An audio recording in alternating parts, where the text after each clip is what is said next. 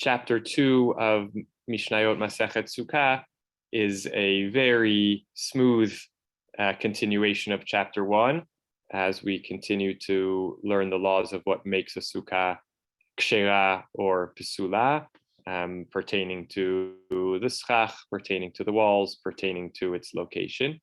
And we'll see in the second half of the chapter a shift from rulings that have to do with kasher or pasul to rulings that have to do with either chayav or patur, obligated or exempt, and rulings around the question of yatsa or lo yatsa yedei chovato. And in the language, we already can tell that we're shifting from the focus on the object of the sukkah, to the focus on the individual who is obligated to dwell in the sukkah. And here we have a distinction, a classic distinction, which has been classified by the Brisker school of Talmudic analysis as the distinction between chefza and gavra, between the object and the person. The sukkah has halachic dimensions which pertain to the sukkah, irrespective of anyone dwelling inside it, what makes it a kosher or non-kosher sukkah for use. And then there are questions about how an individual fulfills their obligation to dwell in the sukkah, right? So you could have a person doing what they're supposed to be doing inside the sukkah, but not fulfilling their obligation because the sukkah is not kshera. On the other hand, you could have a completely kosher sukkah and have a person not fulfilling their obligation because they're not interacting with the sukkah in the prescribed way. So we have a sort of shift from the object on its own terms to the individual's obligation vis-a-vis their interaction with the object. And it's sort of interesting just to see by sheer kind of percentages. We have a chapter and a half of the 2 chapters that deal with the laws of the sukkah itself. The first chapter and a half deal with the construction, the sukkah as the object, and then really just the last 4 or 5 mishnayot of this chapter, the second half of this chapter, will deal, and really only the last quarter of our 2 chapters about the sukkah deal with the person as obligation vis-a-vis the sukkah. When we do chapter 3 next week, we'll see a slightly more even division. Chapter 3 deals with the laws of the arba minim, the 4 species. The first half deals with what makes any one or group of those species kasher or pasul, fit for use or unfit for use. And then the second half of the chapter will deal with how an individual fulfills the obligation. Even once we have selected and taken a kosher set of 4 species, how do we then fulfill the obligation of interacting with it, of taking it? What does that entail, and how is that done correctly and effectively? So just noting that important distinction that we have in many object-related mitzvot, first needing to ensure that the object itself meets the conditions and criteria to be fit for use, and then how do we actually use it correctly? Who is obligated? Who is exempt? What are the things that prescribe our interaction with the object? Of course, we'll have in the background the key psukim. Basukot teshvu shivat yamim. You should dwell in Sukkot, in these tents, huts, for 7 days. Kol ha'ezrach b'Yisrael. Every citizen of Israel should dwell in these huts. And then the explanation, which we saw last week, in order that all of your generations know that I caused the Jewish people to dwell in huts in the time that I took them out of Egypt. But the bulk of the second half of the chapter really tries to get a handle on what does it mean, teshvu, what does it mean to dwell in a sukkah? And that's where I want to try to focus our time together, which means we, in our house, one of the educational kids shows we watch from time to time is called Blaze and the Monster Machines, which is a show about a bunch of monster trucks that move about the world, and through their movements teach children about momentum and friction and torque and all these other sorts of things. And when they're ready to go fast, they say, let's blaze. So let's blaze through the first half of the chapter, So we have a chance to go at a little bit more of a metered pace through the second half of the chapter. Again, on the thought that you had plenty yesterday about the structure of the Sukkah, and we want to get a chance to explore a little bit more the dimension of the human interaction with the Sukkah. As always, we'll be attentive in the Mishnayot to the dearth of psukim, or to the dearth of explicit reference to scriptural sources. Although the bulk of the Gemara's work is to tether the laws to the scriptural sources. You'll see the Mishnah itself produces very little of that, but the Mishnah does have, we'll see, a number of, as I know I'm sure you discussed with Rav Ezra, and we touched on last week as well, the interaction between law and lore, between norms and halachot as they're presented in the Mishnah, and stories about their fulfillment or perhaps non-fulfillment that help kind of color the picture. So there's a richness and variation within the chapter that we're going to study. So I'll go ahead and share my screen.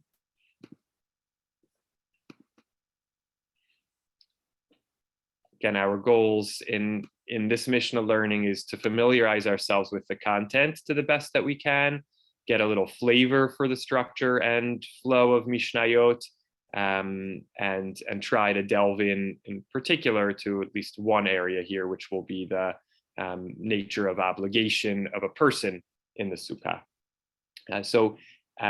Notwithstanding what I said, that the bulk of the first half of chapter 2 deals with still the Sukkah as an abstract object, the first Mishnah already does point us towards the way a person interacts with the Sukkah. And so it says, Hayashin tachat hamita basukkah. I'm going to try to move my screen for a second so that I can paste the link into the chat for anyone who wishes to open up the text of the Mishnayot on their own from Sefaria. Here it is. But again, I'll have it here up on the screen so it'll be easily accessible, and hopefully we'll be able to see the whole Hebrew and almost the whole English of this first Mishnah. Hayashin tachat hamita basukkah lo yatsa yedei chovato. Again, the first chapter was replete with rulings that followed the formula of kshera or psula, fit or unfit for use. Now we already touch on the idea of fulfilling one's obligation. So the human dimension is introduced. If one sleeps underneath a bed in the Sukkah, one did not fulfill one's obligation. Again, I'm repeating myself, but just for clarity's sake. So the Sukkah is fully kshera, has the appropriate walls, it has the appropriate schach. You put a bed in the Sukkah and you sleep underneath that. Why might one do that? Maybe for extra protection. Maybe we're envisioning a scenario, as we'll see perhaps a little bit later in the Mishnah, where it was crowded in the Sukkah and there was not enough room for everybody. Maybe someone was also sleeping on top of that bed, but someone squeezed in under the bed and did not thereby fulfill their obligation. Already we also are introduced to the notion that amongst the obligations of interacting with the Sukkah is the obligation to sleep in the Sukkah. Here we get a kind of classic experience of the Mishnah, which is the Mishnah is clearly operating on the assumption that we know some certain basic set of facts, and sort of starting at level 2. So there is an assumed understanding here, it has not been said in chapter 1. So if we're just starting with the Mishnah, we wouldn't know it, but the Mishnah takes for granted some basic working knowledge of some set of practices and obligations, including the obligation to sleep in the Sukkah. We could spend our whole session on the history and development of that obligation, how it does or doesn't pertain nowadays, but at a starting point, an experience of the Sukkah, again, going back to our pasuk, Sukkot teshvu shivat yamim, you should dwell for 7 days in the Sukkah. If dwelling means dwelling in the way one dwells in one's house, so one sleeps in one's house. So during this week, one sleeps in the Sukkah. And in sleeping in the Sukkah, one needs to sleep in the Sukkah, it seems, without a artificial or non-Sukkah covering. So if one is sleeping underneath a bed, one didn't fulfill one's obligation. Now, again, let's also note this is restricted to the time that you're sleeping under the sukkah. It doesn't, just the fact of having slept underneath the bed in the sukkah doesn't mean you can't fulfill your obligation of dwelling in the sukkah the rest of the time. But during that time, one didn't fulfill one's obligation of dwelling in the sukkah during sleeping time because one had this non-sukkah cover over them, which is the cover of the bed. Amar Rabbi Yehuda now comments, Nohagin hayinu. It was our general practice. Right here we have the language of nohag or minhag, of kind of custom or practice. And Rabbi Yehuda is recording this practice. We had the custom. Shehayinu yeshenim tachat hamita bifnei hazakenim. Not only did we sleep under the bed in the sukkah, but we did it in the presence of the elders, our senior generation of teachers or halachic authorities. Velo amru lanu davar.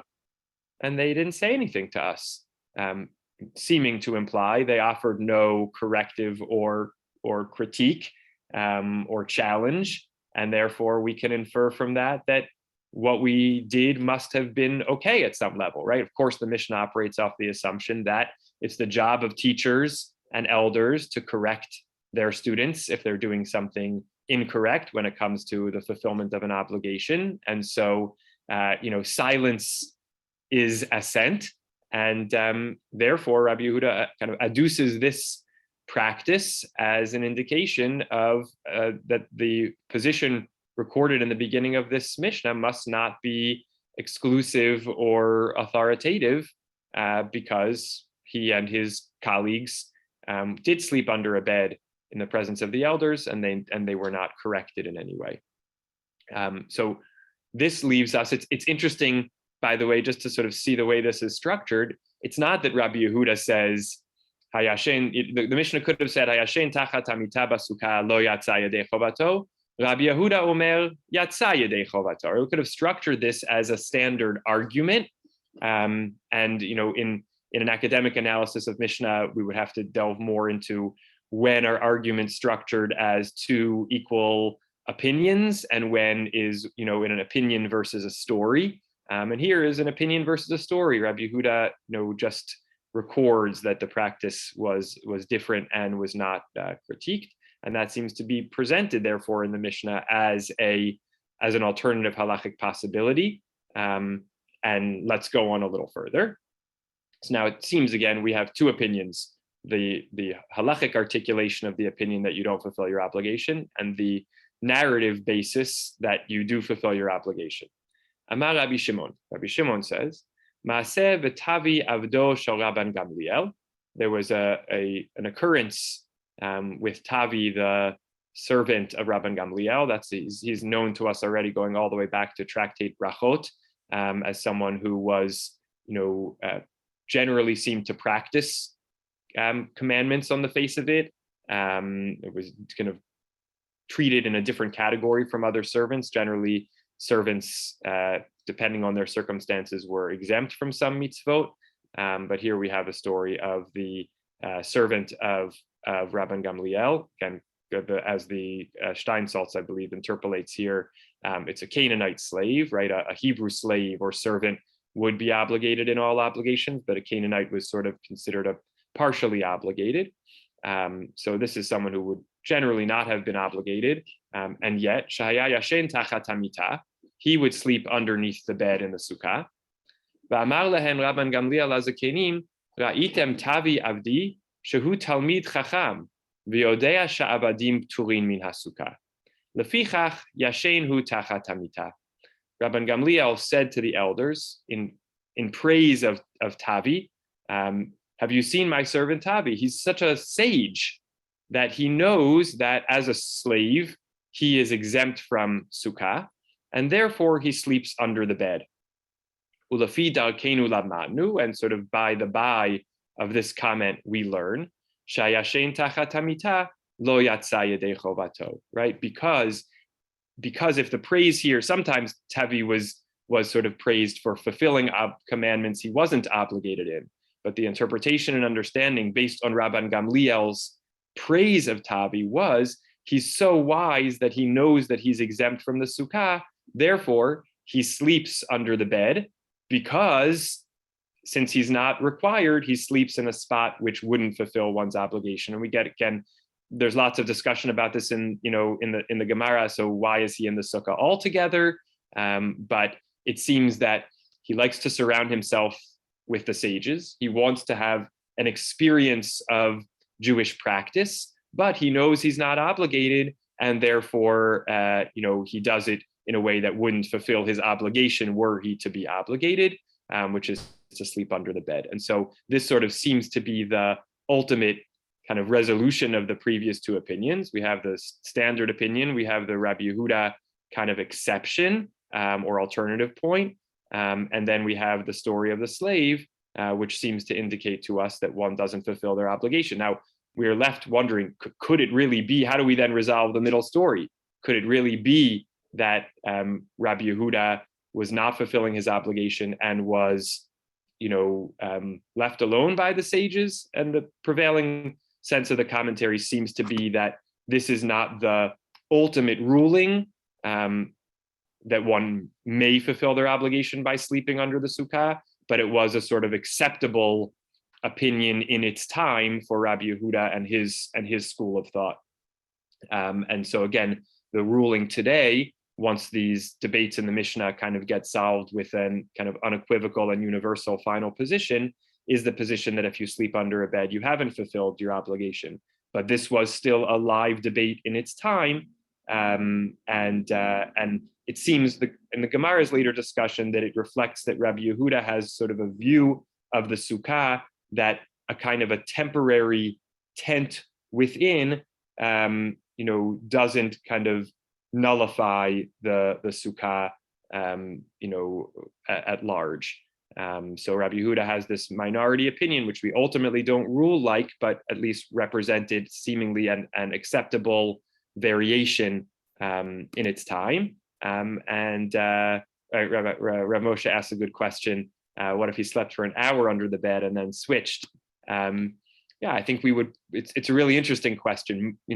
Is the obligation to dwell in the sukkah kind of a kind of a broad category, but doesn't sort of drill down to moment?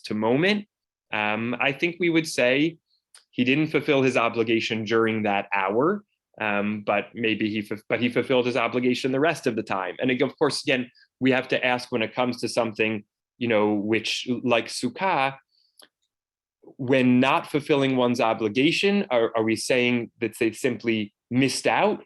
Or was there sort of an affirmative violation? Did he do something prohibited by sleeping during the week of Sukkot, not in a way that fulfilled the obligation? Did he just sort of miss out, or did he actually violate something? Is sort of an interesting question. I think we would call it at some level, even if a short term, a bitul aseh, an abrogation of a positive commandment. There's an affirmative commandment to sleep in the sukkah. When one sleeps in the sukkah in a way that's not really considered in the sukkah, at some level, for that hour, one did not fulfill the commandment in a way which is considered a violation. Again, the stakes are not enormous here, but I think that's what we would say, that even for a moment, when one is sleeping, one should be sleeping in the sukkah without a compromising, intervening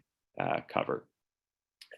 So just in this Mishnah alone, we have different stories. We have a sense, and what's really interesting, I think, about the Tavi piece is we have a sense of even someone who is not obligated may wish to sleep in the sukkah, and that's sort of viewed in a praiseworthy way.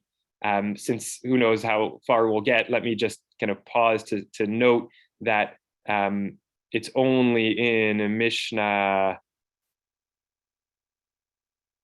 8 out of the 9 Mishnayot in this chapter that we actually come around to the ruling of slaves and their exemption from the mitzvah of sukkah, which is sometimes whereas the obligation to sleep in the sukkah is never really articulated on its own. The Gemara quotes a braita, a non-Mishnaic, not included in the Mishnah, but Mishnah era teaching, which actually we would have expected to see in Masechet Sukkah, I think, which sort of spells out what does it mean that one is obligated to dwell in the sukkah, and it lists things: eat in the sukkah, sleep in the sukkah, have one's leisure time spent in the sukkah. That's the sort of overarching programmatic statement.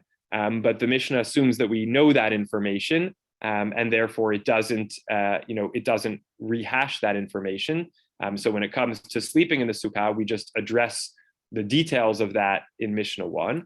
Whereas when it comes to who's obligated and exempted, we take that for granted already in Mishnah 1, but we do actually come back to articulate it explicitly in Mishnah 8. So the kind of ordering of things in the Mishnah is always subject to kind of question and curiosity. Yes, Dad, go ahead. Unmute, please. Yeah. Okay. So there's a word. Oh, you muted again. We lost your audio. Can you unmute again? Okay. There's a word in English that's not bolded, so it's not a translation of the Mishnah. It's added by Curran Steinsaltz, I guess. It says lighthearted. It's referring to Rabbi Shimon, and it says Rabban Gamliel lightheartedly said to the elders about Tavi. So even though the conclusion is that sleeping under a bed, you don't fulfill your obligation, that word lightheartedly leads me to think that maybe there's some way of diminishing that conclusion, that it's allowing for a way out or something. I'm not sure why the word lightheartedly is in there. Yeah, it's a really interesting question. I'm also not sure. I wonder if it's it seems to be related to the way the end is explained, where we said Lafi Darkenu Lamadnu, also a very unusual language in the Mishnah. It's sort of of course, it's clearly the editorial voice speaking, and it's interesting that it's in plural, and so here it's translated as "and by the way we learned." And again, and that by the way is described as Rabban Gamliel was not issuing a halachic ruling. So again, lightheartedly is even more than that, right? We could have said, and Rabban Gamliel, mentioned in passing or something like that. So yeah, I'm curious. I'm also curious about the introduction of that sort of lightheartedly. Maybe it means to sort of say, I don't know, that he was like kind of challenging them with this comment, like, look at my slave who's a Torah scholar, because especially the inclusion of that Torah scholar part, almost that he's sort of good-naturedly ribbing his colleagues, I have a slave who's even more learned. I'm just speculating here. I have a slave who's even more learned than the rest of you, or something like that. Maybe that's sort of the lighthearted aspect, but clearly at the very least, the intention is to communicate to us that this was not a kind of a halachic declaration, but by the by, we learned something from it. Sometimes the Gemara will tell a story and then say something like kamash malan tarte or kamash malan tlata. We learn from this 2 or 3 things, right? It just sort of introduces the story on its own, and then sort of says, oh, and like along the way from this story, which is just a life narrative, we infer a series of things. So I think that it's an interesting point and question exactly why that lightheartedly was introduced there. Great. Okay, so a lot from that first Mishnah. So much for Let's Blaze, but we're going to move a little more quickly now. Second Mishnah. Hasomech sukato becharei hamita kshera. One who supports a sukkah with the legs of a bed, right? So it's just interesting. Again, we have the continuity here of the theme of the bed, or the actual topic of a bed. It introduces to us, again, just trying to go beyond just the plain sense and the narrow rulings, but to some slightly literary level, right? We're already introducing the sense of the sukkah as a home, because a bed is being brought into it. So we understand, when we envision a sukkah at the level at which we imagine it from the psukim in the Torah, we think about something that's so temporary. So, it was a wilderness hut. So when we ask the question nowadays, for we who live in residential communities and have our homes, how much should the sukkah feel like a wilderness dwelling? And how much should it, really serve as an alternative, a replacement to our homes, which looks as much like our homes as it should on the inside, even if on the outside it's made out of much more, natural materials. So the idea, I think, of starting off this chapter, with the bed, in the sukkah, and then the possibility of kind of the bed as a support structure for the sukkah, already moves us in the direction of seeing the sukkah, as flimsy a structure as it may be, as truly being intended to be filled with the trappings of a home. So I think that that's a little bit of the kind of introduction of the bed here, right? And now we have the idea that the sukkah, we see that juxtaposition even more, the sukkah as a kind of flimsy temporary dwelling, and yet, the bed being present. And here the bed serves as a potential support. So you're somehow leaning the sukkah, as it's understood here, the schach is somehow resting on a bed frame or something like that. And so the idea is that in and of itself is not a problem, as long as you have kosher schach, whatever you're sort of resting it on, or however you're providing additional support is not an issue. The sukkah is kshera. Rabbi Yehuda omer, im eina yechola la'amod bifnei atzma psula. And however, if without this support, and again, it's not what's not clear in the commentaries or debating is, you have your sukkah, you have your walls, you have your schach, and you have your walls. So it seems like this is kind of an additional support over and above the walls. The walls are flimsy, but you have kind of bed legs to hold it up further. So in and of itself, that's not a problem. Rabbi Yehuda, seems to be potentially, it's unclear, this is often a question, is the next opinion in a Mishnah a qualification, sort of agreeing with the principle of the first and qualifying, or disagreeing entirely? So when Rabbi Yehuda says, if the sukkah can't stand on its own without the extra support of these bed legs, then it's psula. Is he disagreeing? Would the Tanakama say, even if the sukkah and its walls were entirely dependent on the bed frame for support, it's still kshera, and Rabbi Yehuda is saying psula? Or is Rabbi Yehuda qualifying and saying, of course, adding additional support from a bed frame is fine. It's just once it reaches the point that the sukkah is so flimsy that if you would remove this bed frame, it would sort of fall down, then it's psula at that point. There's an alternative opinion altogether that has to do with the sense that the schach is not resting on this as additional support, but somehow the sukkah might be like leaning, and so the bed frame is almost outside, seems to be understood as outside the sukkah, providing additional support so that it doesn't fall over. Either way, this is sort of the question of kind of additional exterior reinforcement. And the next phrase, sukkah meduvlelet, unusual word, v'shetzilta meruba mechamata kshera. Debate about whether these are read as two separate things or all as one. And let's read it for purposes of our, moving along as one. A sukkah, which is, of course, meduvlelet is not translated here. The prevailing interpretation is somehow the schach is jumbled, it's disorderly, it's sort of sticking up and not, evenly laid out. So we might have the sense that that's either not aesthetically pleasing or much more at risk of falling down when it comes to the schach. So in principle, that's of concern, but we rule that ultimately that's not an issue as long as as long as it meets that basic condition that we saw in the first chapter, that the shade exceeds the sun. So in other words, again, if your schach, either from the way it was placed at the outset or maybe over time with windiness, got all out of whack, so it maybe raises a question again about the aesthetics or about the durability of the sukkah, but as long as you maintain the kind of controlling principle that the shade exceeds the sunlight, then the sukkah is still kshera. Now we sort of come around to the other side, which is not sparse schach, but overly thick schach. Hame'uba chemin bait. If it's kind of literally, we have the language of thick.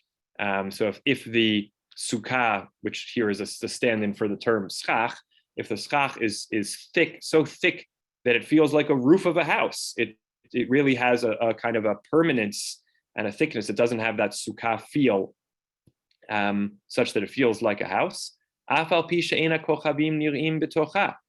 Even though it's so thick that you can't see the stars from inside, kshera, it's still fit. Again, we have the idea that you want to be able to see some stars, but it seems that that's not ultimately a determining factor. And again, we sometimes a question we ask when we see a ruling like this is this lechatchila or b'diavad? The Gemara will sometimes ask when it says that a sukkah whose schach is so thick that you can't see the stars, it's kshera. Does that mean kshera and that's just as good as any other way? We don't actually have a preference here? Or do we mean, no, it's certainly preferred to be able to see the stars, but in the event that this was the only schach you could get, it is after the fact, kshera, even though not ideal. That seems to be the general direction of interpretation, that it is kshera, but it's certainly not the ideal. The ideal is to be able to see the stars. But if indeed you can't see the stars, it is acceptable. Okay, so again, we've moved past the question of sort of what is kosher schach, and now we're talking about the layout of the schach. Great. Let's keep going to the third Mishnah. Haoseh sukkato b'rosh ha'agala or b'rosh ha'sfina kshera v'olin la b'yom tov. B'rosh ha'ilan or al gabei gamal kshera v'ein olin la b'yom tov. So now we have an interesting kind of situation of a sukkah, which is in principle kshera, but poses the problem of inaccessibility for a kind of a secondary reason. So what if you make your sukkah on top of a wagon or on top of a ship? So as the commentary interpolates here, although it is portable, right, it is kshera because the sukkah is meant to be temporary. So we have we call here the havamina. We have the initial thought or consideration that if a sukkah is on something which is going to move around, maybe it's not kshera because it doesn't have a sufficient permanence. It's supposed to be like your house, and your house stays put. So a mobile house, a mobile home, right? That's an interesting analogy to a mobile home, which can, rest in one place for a period of time, but is able to move around. So is a mobile home considered to be a home? So for purposes of sukkah, the ruling is yes. And then as an aside, because of what we're going to see in a moment, we say, and also there's no problem with walking into it on Yom Tov. That's again a setup for the next bit, which is on top of a tree or on top of a camel, it's still fit.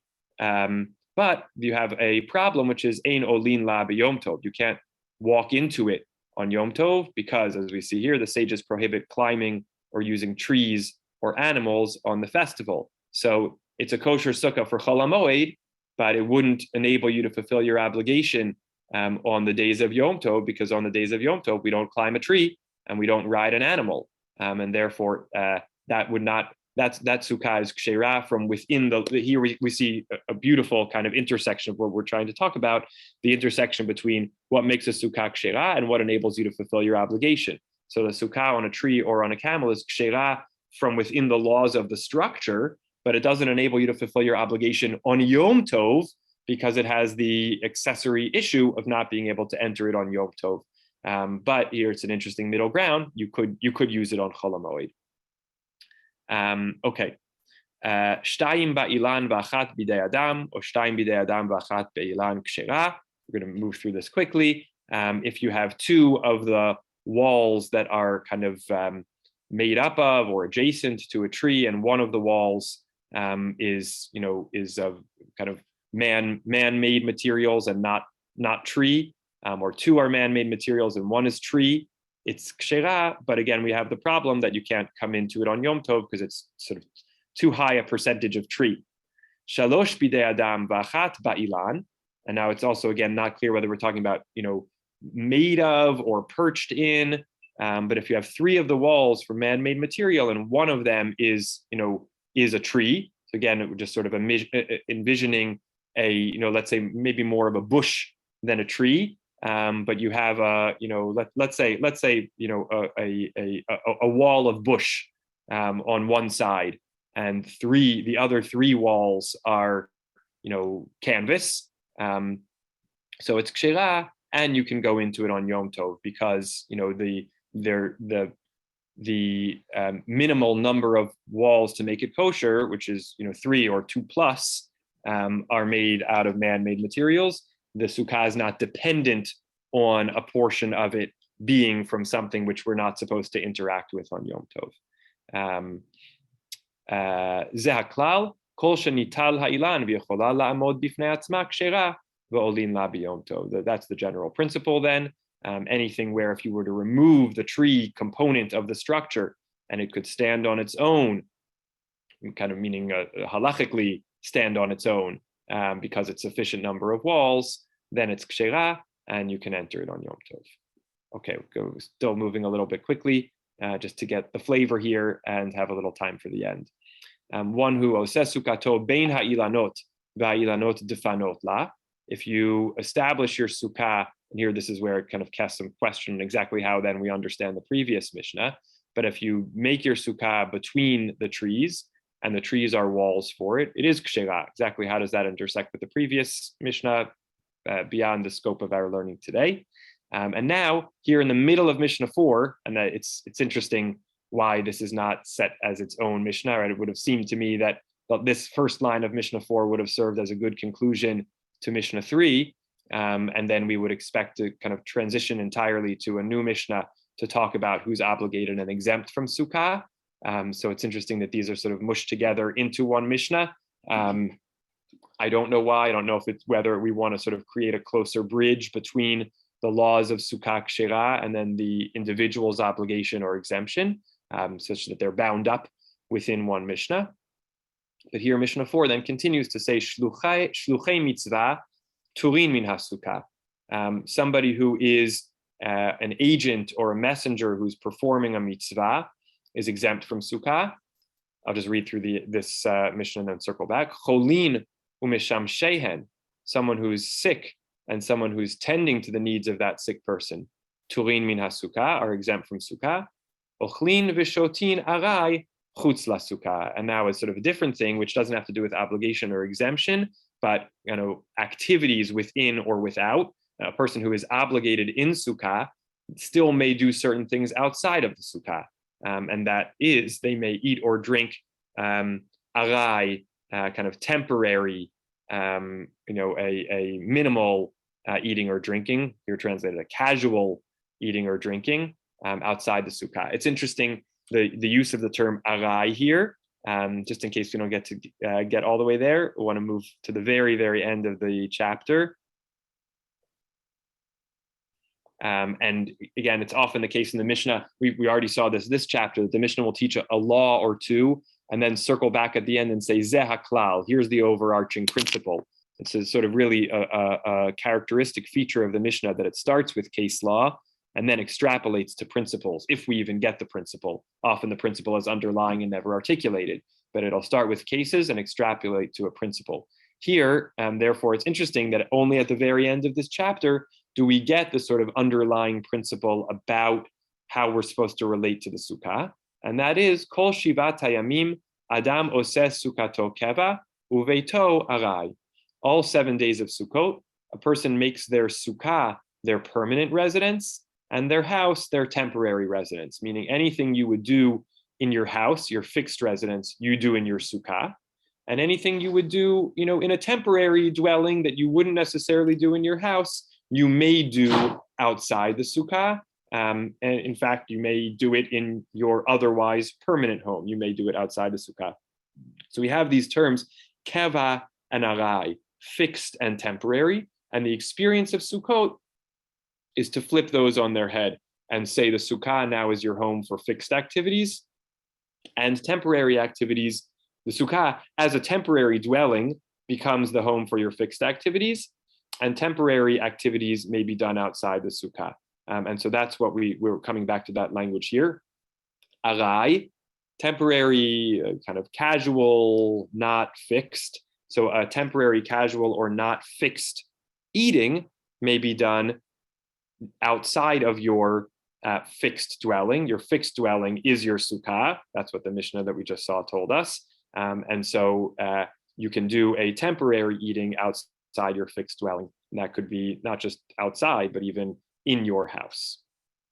Okay, so the middle of, now I'm coming back again to focus on the middle of this Mishnah. So we have these not classes of people, but conditions. And indeed, these are conditions which might be temporary, such kind of coming back to Rav Moshe's point about sleeping for an hour, right? A person may enter and exit this status, these statuses over the course of Sukkot. And while they're in these statuses, they're exempt from Sukkah. But when they exit these statuses, they become obligated in Sukkah again. And what are these statuses? Being on the way to perform a mitzvah, being ill, or being a caretaker for someone who's ill. And these are all sort of, again, things which create temporary exemptions. A person who's on their way to do a mitzvah has the kind of status or parameter of osek b'mitzvah patur min ha-mitzvah. When you're immersed in a mitzvah, and very often this is understood as a short-term mitzvah, although not always. When you're immersed in a short-term mitzvah, you are exempt from a different mitzvah.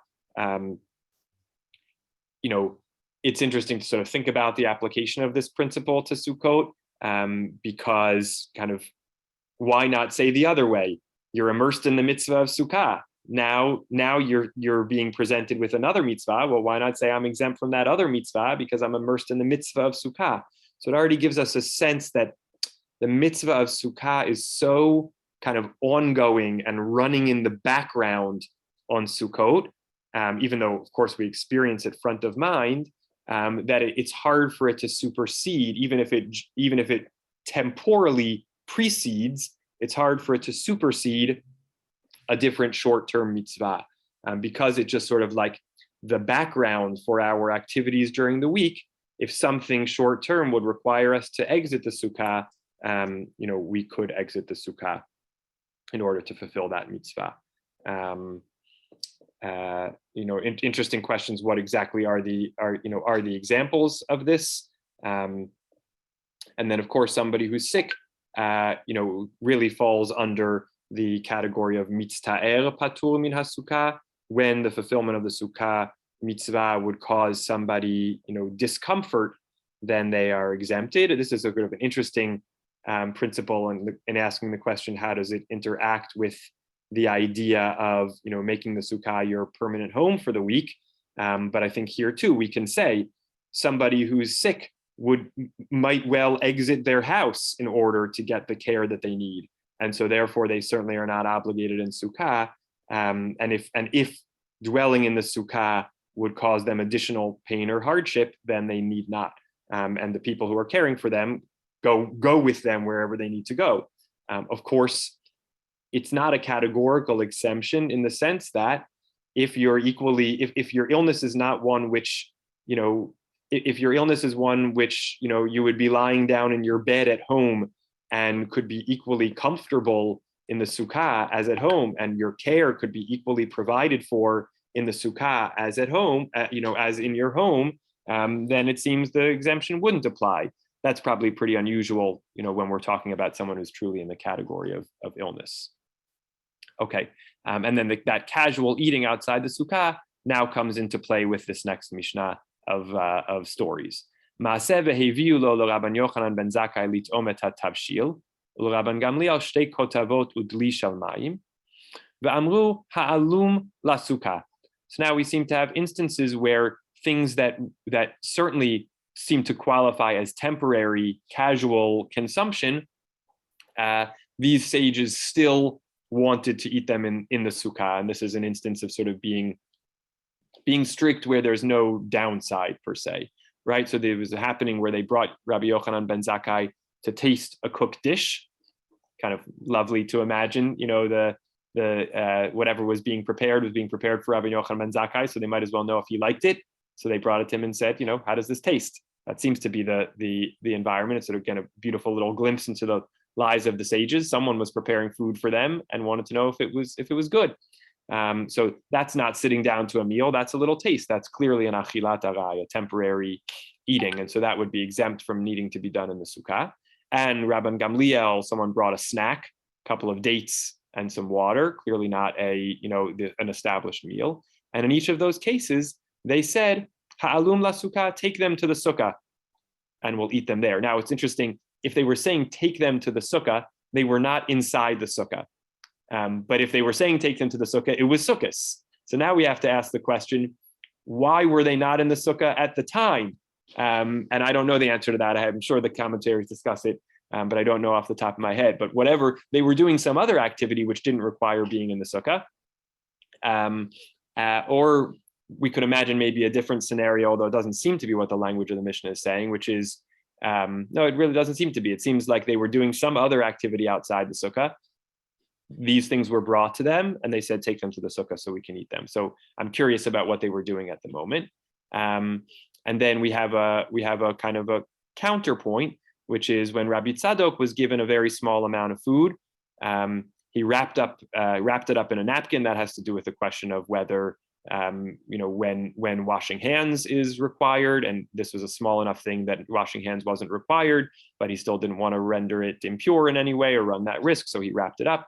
But here he ate it outside the sukkah and didn't make a bracha afterwards. Again, these are all have to do with it being a minimal measure. But this just gives us the example of someone else who hewed who towed the line and didn't adopt that stricture. So we sort of have a story saying to us, look, there were a couple of people who had took the approach of being strict to eat in the sukkah, but on the other hand, here was someone who didn't. And again, it takes us back to the idea that there is the set of thing that we don't want to kind of misinterpret what the sukkah is. The sukkah is not actually a place where we're supposed to spend every second of the 7 days. It's a place where we're supposed to spend the time during those 7 days that we would normally spend doing the activities we would do in our home. But the rest of the time, some people might choose to, be a little strict, but equally appropriate, not to sort of confuse the role of the sukkah. Now, again, the other thing I would say is that I generally eat my casual meals or my snacks at home. And so I would assume I would typically eat it in a sukkah. Nowadays, we get into the kind of trickier questions of when, for those of us who dwell in apartments or who don't have access to Sukkot, when it's harder to access the sukkah, how do we sort of apply all of this? It's a much different experience than what the Mishnah is assuming here. Okay, it's 11:02, so I'll just briefly look at the last few. Anyone who needs to go, please feel free to. I'm also going to pause to look at the chat. Yes, Bernie, I mentioned earlier about the Sukkah mobile, and Judy as well. That's going back to that Mishnah about the Sukkah on a wagon, and that exactly seems to meet that that vision and be something which was totally permissible, but there too maybe not on Yom Tov, but for Chol HaMoed. I'm sorry, no, the Sukkah mobile, actually one could, when it was a wagon, one could even go in on Yom Tov. If it was really on the back of a pickup truck, if it was parked in place, I assume you still could go in. If you somehow built it out of a, what's it called, a convertible, you took down the roof of a convertible and put schach on it, then going in on Yom Tov might be a trickier question. Lance's question, how does a Canaanite slave become a Torah scholar? I guess if you have a teacher like Rabban Gamliel who chooses to, include you in the learning, or because of a kind of zealous desire to learn. Oh, great. And lovely comment from Joyce trying to help answer the question I was asking about where were these rabbis, when the food was brought to them. Joyce writes, maybe they were in the home preparing to eat a meal in the sukkah, since people do not prepare meals in the sukkah, right? The sukkah, this is a sort of tricky part. How do we think about the kitchen room? we have a kitchen in our fixed homes, and yet it seems like the general assumption was that, food preparation was done outside the sukkah. So it's sort of really an interesting kind of gray area. But yes, the food preparation was done outside the sukkah. So maybe they were involved in the food preparation in some way, being consulted. And so that's why they were not in the sukkah at the moment. Again, even though still I would point out, it says there, heviu lahem, they brought it to them. Even though the instruction generally is to study Torah in the sukkah, I wonder if for some reason they were learning outside the sukkah. I'm not sure. Why can't you put a sukkah in your apartment? So again, that has this problem of not having the kosher schach. It's sort of like the bed inside the sukkah inside the apartment no longer has the access to the sky and has a permanent roof over it. To the question said to me about what was that word in Aramaic that was translated lightheartedly, there was no such word. It seemed to be an interpretive added comment. It was an interpolated comment by Rav Steinsaltz. Great, okay. We'll zip along just a little bit further. Again, getting to the question of how sort of affirmative is the idea of spending time in the sukkah. So this is a great debate. Rabbi Eliezer says, I'll do it just little Hebrew English, 14 su'udot, 14 meals, chayav adam, a person is obligated to eat in the sukkah, 1 each day and 1 each night. So that's 2 per day, 7 days, 14 meals. There's no fixed amount of meals that you're obligated to eat in the sukkah, except for the nights of Yom Tov Rishon, where there's sort of an affirmative obligation to eat in the sukkah. And it's an interesting question, why not the days also? Because we do have an obligation to have Yom Tov meals, and if it's a fixed meal, it should be eaten in the sukkah, so that requires a little further elucidation. We'll skip over the second half of this Mishnah for now, although it does include a pasuk from Kohelet. So interesting to see a little pasuk introduced here. But here we have a really basic debate. Are you obligated, to go out of your way to eat 14 meals over the course of Sukkot so that you're eating 2 meals a day in the sukkah? Or if you snacked all Sukkot long, and therefore you were never eating food that was obligated to be eaten in the sukkah, have you violated anything? This is a similar question is raised about matzah on Pesach. Is there an affirmative obligation to eat matzah every day of Pesach? Or, you can't eat chametz, but you don't have to eat bread. You don't have to eat a, meal staple item 2 times a day for the 7 days of Pesach. It's just if you're going to eat a meal staple item, it has to be matzah and not chametz. So to hear the question, do you have to go out of your way to make sure you have a full meal schedule over Sukkot or not? You could, if you were, and again, most of the activities we wind up ruling that you do need to do in the sukkah. So one way or another, you're going to wind up spending a lot of time in the sukkah. But how much do we have to go out of our way to experience maximal sukkah time? And how much is it just sort of conditional?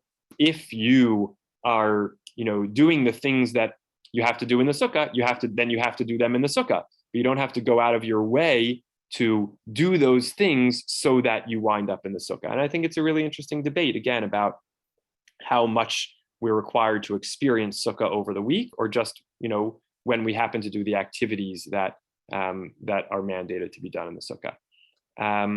Here we have a little discussion in this Mishnah about kind of what if you have a very small sukkah and you can't fully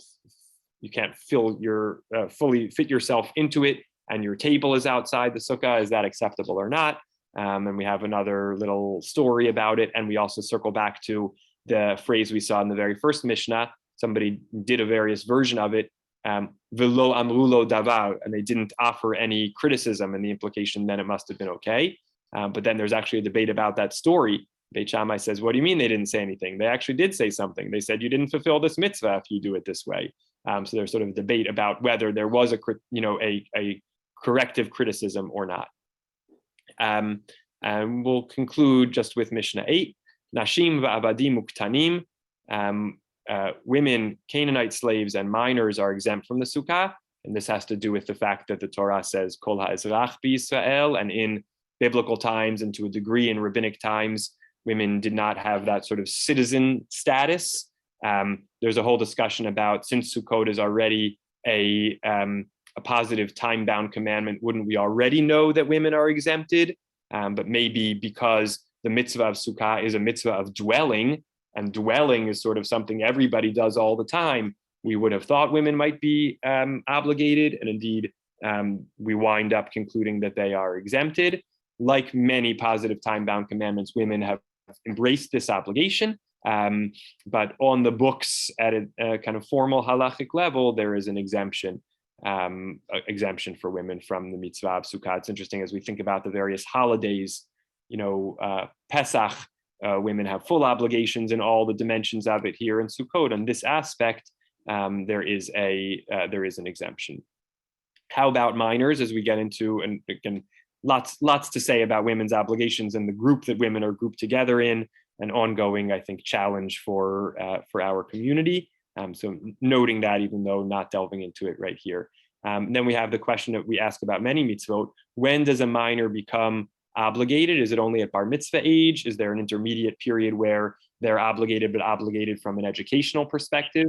And here we have the framework: katan she'eno tzarich li'imo chayav basukah. When a child is no longer dependent on their mother, does that mean nursing? Does that mean something else? At some age, which is before the age of 13, of relative independence, right? Maybe we'd even imagine like when they get their own room, which is obviously much younger, but at sort of an age of relative living independence where they can kind of function a little bit on their own, then they become obligated in Sukkah. There's a sort of level of independent living, which then brings them into the Sukkah. And then we have a kind of sweet, interesting story where Shammai's daughter-in-law gave birth to a son, and basically Shammai removed a little bit of the ceiling over the crib. We have the mitah circling back again, sort of been almost like a mini theme of the chapter, because kind of sleeping is such a central part of living, actually. So it features significantly. So Shammai removed a little of the ceiling over the baby's crib and put schach on it and made like a little sukkah, even for this little baby. So this gives us sort of the sense of clearly this baby, did still need his mother. So this is a different opinion seeming to say that, either at like a formal halachic level or an experiential level, we want to introduce sukkah and give a flavor of sukkah as early as possible. Again, I think that's part of the tension that we're intersecting in this chapter, the difference between formal halachic obligation and still the kind of affirmative experience of sukkah, right? Many mitzvot are sort of like all or nothing. You do the mitzvah or you don't do the mitzvah. Here we have, I think, a little bit more of a flavor of, even if you're not formally obligated, there is a value or a meaning to kind of experiencing the thing, which is kind of part of what sukkah is all about. And then the last Mishnah repeats the framework of the sukkah for all these 7 days being your fixed dwelling and your otherwise fixed home becoming your temporary dwelling. And then, of course, we ask the question, which maybe the biggest one, which is weather. What happens when it starts to rain? When do you clear out of the sukkah? And we have at the point at which even a congealed dish will spoil from the rain. And then we have a sort of a sense that this is kind of considered to be an undesirable status, almost like a bad sign. If it's raining on Sukkot, it's like you're coming to offer water to your master, and the master kind of pours it back in your face saying, no, thank you, right? We're kind of going out into the Sukkah to greet God, and offer this offering, so to speak, to God, and God is dumping the cup out on us by pouring the rain on us. We always try to offer kind of the counterpoint that yes, rains are also a sign of blessing, but there's a little bit of a sense here that rain on Sukkot is kind of a bad omen, which is something then to kind of think about and figure out how we relate to it. All right, we did some blazing. I am happy to pause if anyone wants to ask or add anything. I'm grateful for folks using the chat because I wound up doing all the talking, but I really love hearing your comments. So you have to study Daf Yomi in your sukkah? What's that? Rabbi? Hold on one second, Jessica. To Bert's question, Daf Yomi in the sukkah? In other words, are you supposed to learn since Yes. you're learning in a Absolutely. Absolutely. Yes, Jessica?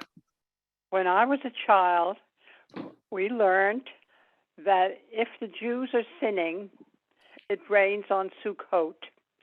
Every year since then, it's a long time, it has rained every Sukkot. Oh my. That's sobering. What can I say? But it also didn't rain on Sukkot the rest of the week. That's my No, it's during the week. I've noticed every year it rains during the week of Sukkot. Maybe it's the rainy season, and I don't know why they had to teach us that. yes. I'm looking to see if I can quickly pull up just to Bert's question about Daf Yomi. I can quickly pull up that Braita. I'll see if I can find it for next time. The language that says the whole 7 days a person eats in the sukkah and drinks in the sukkah and learns in the sukkah and has their leisure time in the sukkah. It's again, I think it's the operating principle, even though it's not included in the Mishnah here. All right, great to learn together. The 4 species are next. I think that's next Monday is my guess. So look forward to continuing that with me, another member of the team, and look forward to continuing our learning then. Thank you, Rabbi. Thank you so much. Thank you. Thank you. Upwards. Thank you. Thank you. Have a great day. Bye.